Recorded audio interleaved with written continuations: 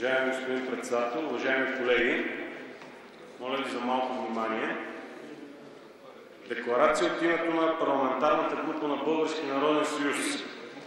По инициатива на народните представители от ВМРО Българско национално движение изразяваме своето безпокойство от последователната антибългарска политика, водена в съседната на нам държава Република Македония.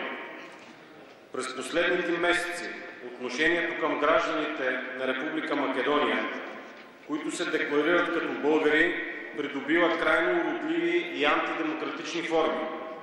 Полицейско преследване и тормоз, създаване на административни пречки, монтиране на съдебни процеси срещу изявени българи, заплахи и индивидуален тормоз, фалшифициране на българската история, дирижирана антибългарска кампания във всички медии. Официалните власти в лицето на полицейските органи подтикват към физическа саморазправа с всички изявяващи се като българи в Република Македония. Последният фрапиращ случай е от вчера, когато полицията в град Велес внесе искане за повдигане на обвинения срещу българския гражданин Драги Каров, жител на град Велес, защото в частния си двор е поставил бюст на известния български революционер от Македония Тодор Александров.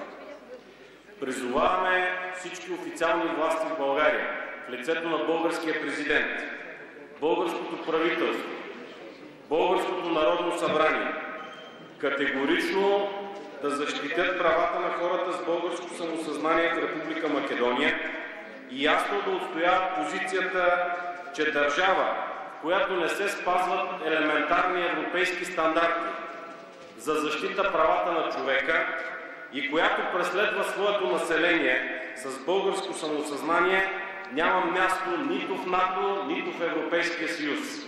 И накрая, уважаеми колеги, искам да ви споделя една историческа истина, която всички ние като народни представители, всеки един български гражданин трябва да знае, че и преди, и сега Македония е българска. Да живее България!